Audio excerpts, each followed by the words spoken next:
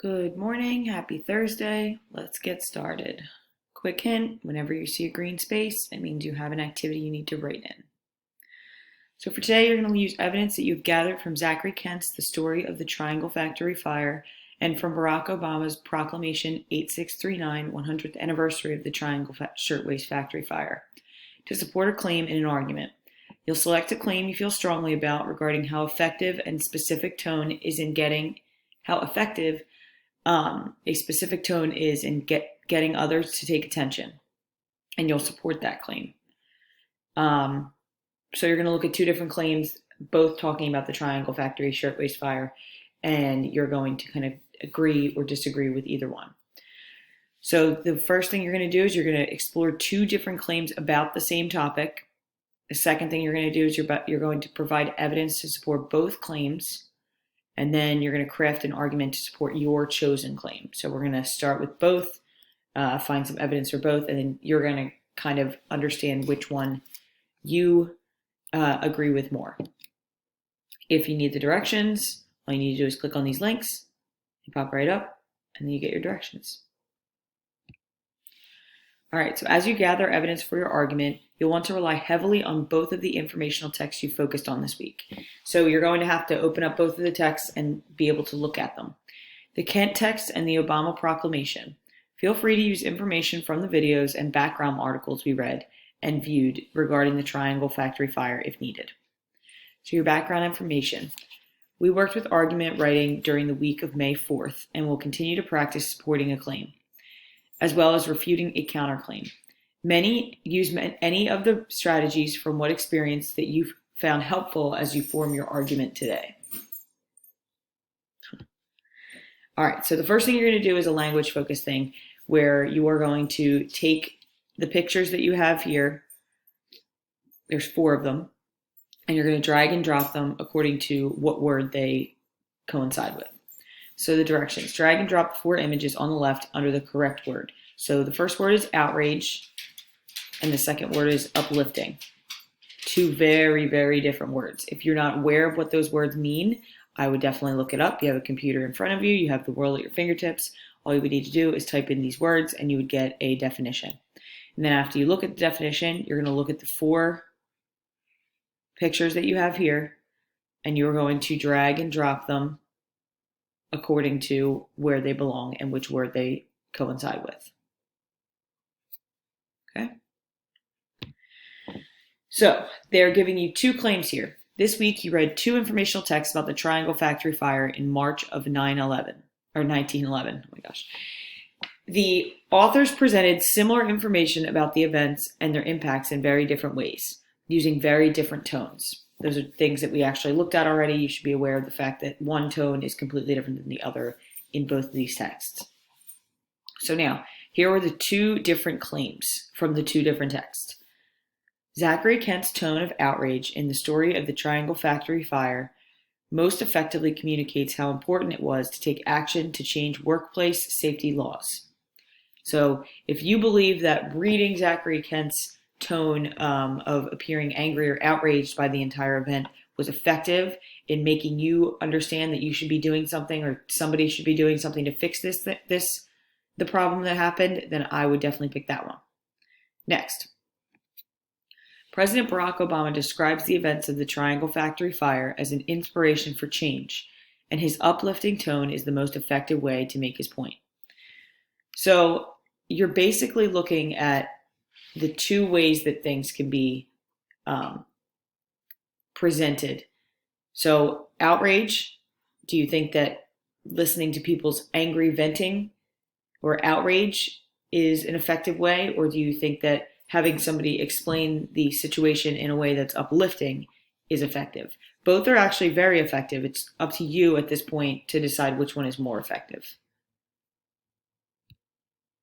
Okay, so you're going to look at both of the claims after we have already just read them to ourselves, and you're going to decide, what do these claims have in common? What do they have that's different about them? And then you're going to jot your thoughts here.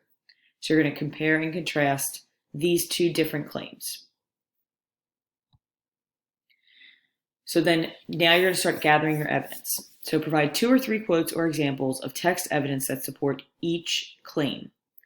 Look at your responses from slides completed throughout the week for great text evidence to use. See examples. So obviously you have been pulling text evidence when you've been doing this work all week, so it should be something that you're pretty familiar with at this point. So you're now looking for text evidence that shows Zachary Kent's outrage, but also make sure that your text evidence shows that his outrage is an effective way to get his point across. The first text evidence here, furious New Yorkers refused to let the issue rest. That definitely shows outrage. And to me, it's something that shows that the people of New York were part of this. So it's kind of showing their outrage as something that is getting change or is making change happen. And then for this one, for the uplifting tone, the factory fire was a galvanizing moment, calling all American leaders to re-examine. So now we're kind of talking about like it was a moment where there was a lot of tragedy, but of that tragedy came change. That's more of an uplifting tone. This is more like they screamed until the change happened, and then this is more of they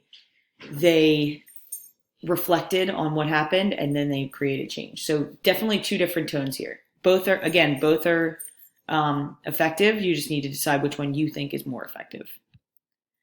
So now we're at that point. So which of these 2 claims do you agree with more? Copy and paste your choice into the provided space. Then jot a brief explanation for your choice. So do you agree that the tone of outrage was more effective, or do you agree that the uplifting tone was more effective? All you need to do is copy and paste. And then you just explain your why you chose that one in this box here.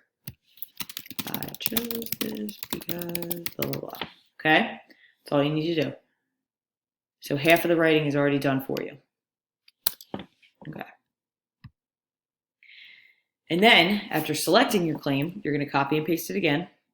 And then you are going to copy and paste the evidence that you have already collected in this slide, slide 7, into slide 9. So again, most of the writing has already been done for you. You did the writing for this part. The writing for this has already been done for you. Now all you need to do is explain in short why your evidence supports your claim. Okay? So you now have your claim. You now have your evidence. You just need to explain in short, I chose this evidence because this evidence shows that, all of that kind of stuff. Okay.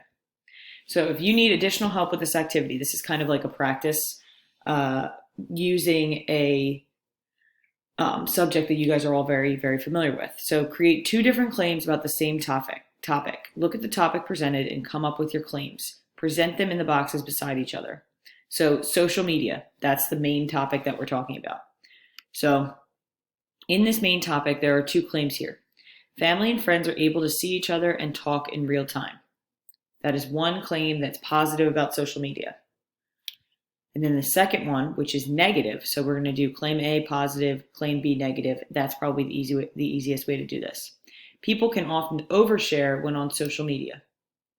Negative, okay?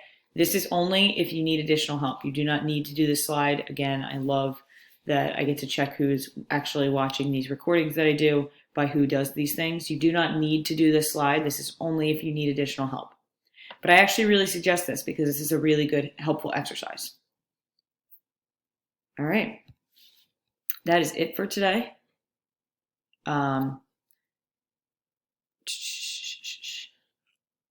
Live question sheet, please use it. Attendance, please do it. And that's it. All right. See you tomorrow.